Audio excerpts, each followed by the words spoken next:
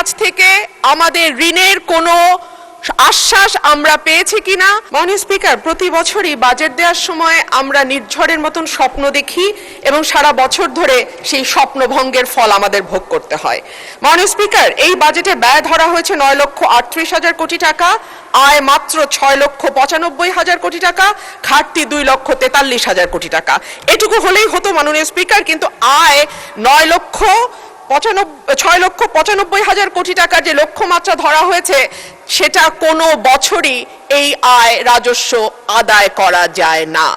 ফলে যেটা হয়, ঘাটতি বাড়তেই থাকে এবং সেই ঘাটতির জন্য আমরা দেশি বিদেশি ঋণ কিংবা বিনিয়োগের উপর নির্ভর করি। আমাদের মাননীয় প্রধানমন্ত্রী সম্প্রতি চীন সফর করেছেন।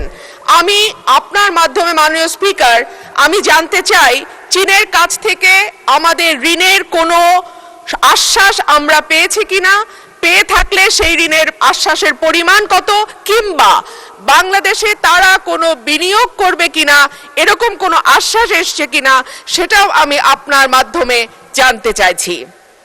মাননীয় স্পিকার, আমাদের পররাষ্ট্রমন্ত্রীকে যখন সাংবাদিকরা এই সংক্রান্ত প্রশ্ন করেছিলেন, তিনি বেশ সরাসরি উত্তর না দিয়ে অস্বস্তির সঙ্গে বলেছিলেন যে আমরা কি কেবলমাত্র চাইতে গেছি ভিক্ষার ঝুলি হাতে।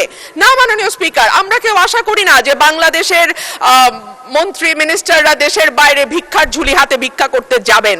তবে একই সঙ্গে বাস্তবতার ব্যাপারে চোখ বন্ধ করে থাকলেও তো হবে না, কারণ আমাদের ঘোষিত ঘাটতি হচ্ছে 2,43,000 কোটি টাকা এবং সেই একই সঙ্গে গত 4 বছর ধরে বাংলাদেশে চলমান উচ্চ মূল্যস্ফীতি, অর্থনৈতিক প্রবৃদ্ধির মন্থর গতি, বেসরকারি বিনিয়োগের স্থবিরতা, রাজস্ব আহরণে বড় ঘাটতি, খেলাপি ঋণের বৃদ্ধি, ব্যাংকের তারল্য সংকট, জ্বালানি সরবরাহে অব্যাহত সীমাবদ্ধতা ইত্যাদির মুখোমুখি চলছি আমরা।